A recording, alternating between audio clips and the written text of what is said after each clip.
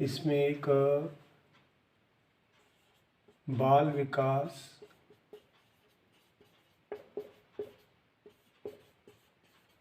एवं शिक्षा शास्त्र, इसी को अंग्रेजी में कहते हैं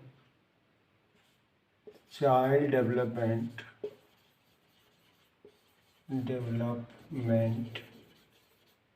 एंड पेडागॉजी।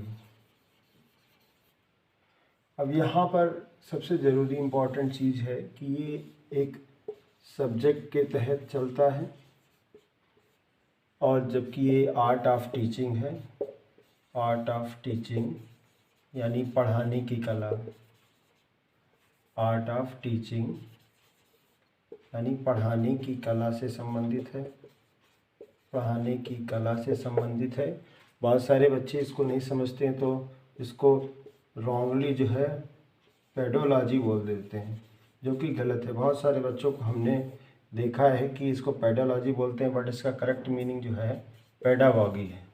पेडागॉगी, पेडागाजी नहीं, पेडागॉगी इसको बोलते हैं। अंडरस्टैंड?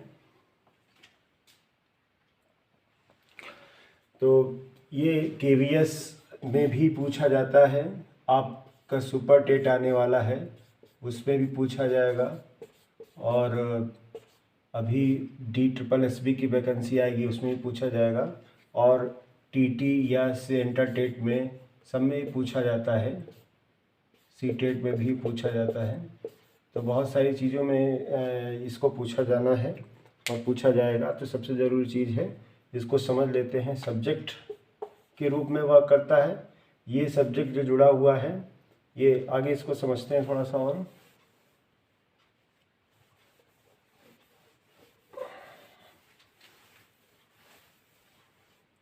जो बाल विकास है, या इसको हम लोग चाइल्ड डेवलपमेंट बोलते हैं।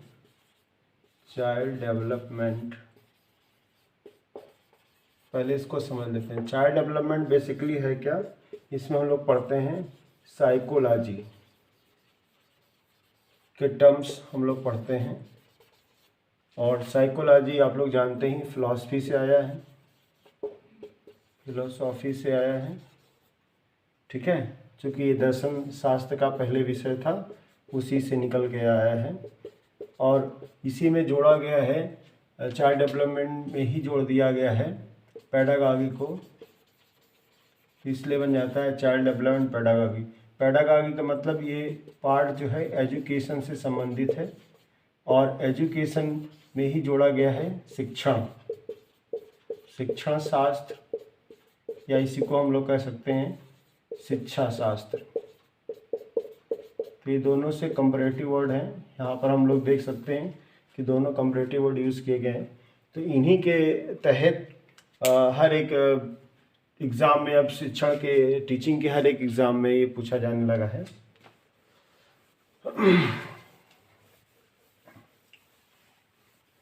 तो इसमें सबसे पहले जानेंगे कि अंतर क्या है, बेसिकली डिफरेंस क्या है। डिफरेंस में हम लोग पढ़ते हैं, अगर हम CDP की बात करें तो उसमें हम लोग पढ़ेंगे, एक सब्जेक्ट के तहत पढ़ेंगे और उस सब्जेक्ट को इम्प्लीमेंट कैसे करना है एजुकेशन में, उसके लिए है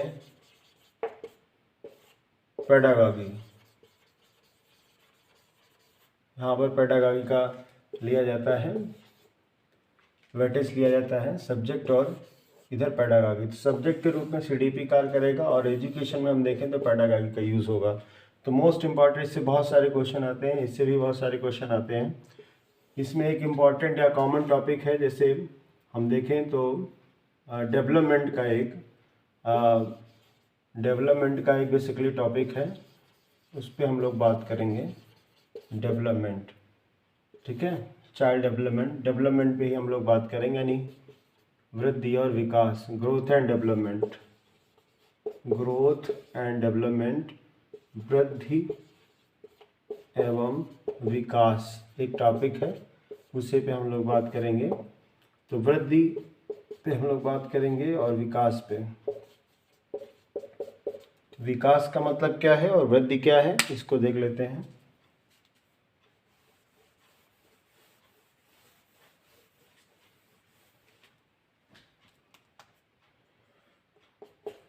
विकास को समझते हैं। इसके पहले हम लोग समझेंगे वृद्धि को। इसकी अंग्रेजी होती है ग्रोथ और इसकी अंग्रेजी होती है डेवलपमेंट की। वृद्धि को अगर देखें तो इसके कई सारे सिनोनिम्स हैं। वृद्धि, इसी को अभिवृद्धि भी कहते हैं और इसी को समृद्धि भी कहा जाता है, इसी को विवृद्धि भी कहते हैं।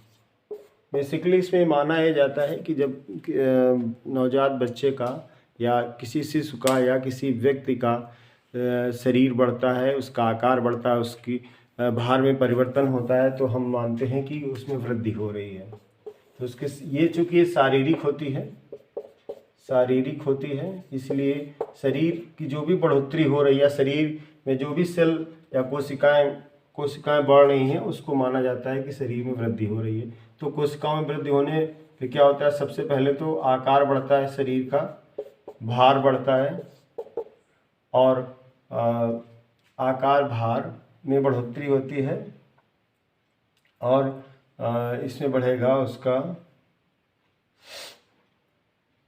मात्रा किसकी? शरीर की मात्रा है, भार है, ऊंचाई है, इसमें परिवर्तन होगा।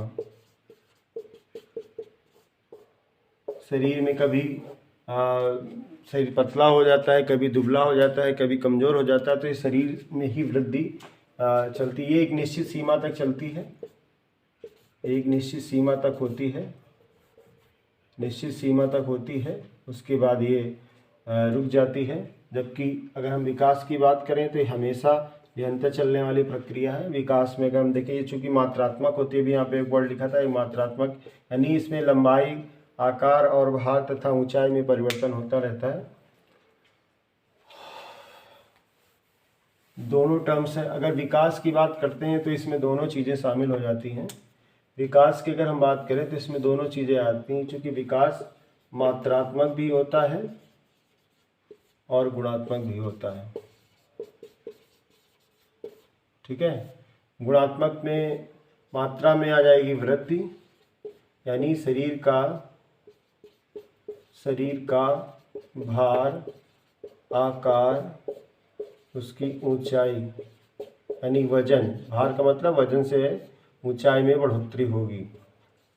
बढ़ोतरी को माना जाता है कि उसमें वृद्धि हो रही है। और गुणों से संबंधित है, ये मानसिक होती है या अमूर्त होती है ना।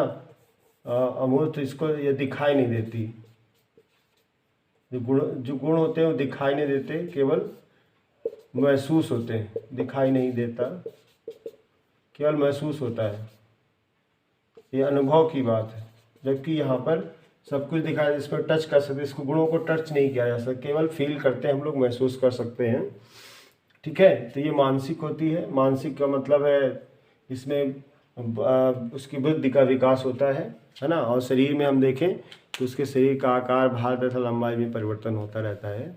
जन्म के समय बालक का वजन कुछ होता है, लेकिन अगर हम देखें कि जैसे जैसे वो बढ़ता जाता है, बचपनावस्था में आता है, फिर किशोरावस्था में आता है और फिर मध्य आयु में आता है या एडोलसेंस के आगे जाता है, तो उसमें उसके भार में परिवर्तन होता रहता है। और प्रौढ़ावस्था में हम देखें तो उसका शरीर एक फिक्स शेप ले लेता है, उसके आगे फिर उसका एक निश्चित आकार हो जाता है, निश्चित ऊंचाई हो जाती है, उसके आगे भार में परिवर्तन होता रहता है, लेकिन एक निश्चित वजन नहीं हो सकता। लेकिन अगर हम देखें तो वहाँ पर ऊंचाई एक फिक्स हो जाती है, यानी शरीर की हाइट फिक्स हो जाती है, फिर उसके बाद नहीं बढ़ती है।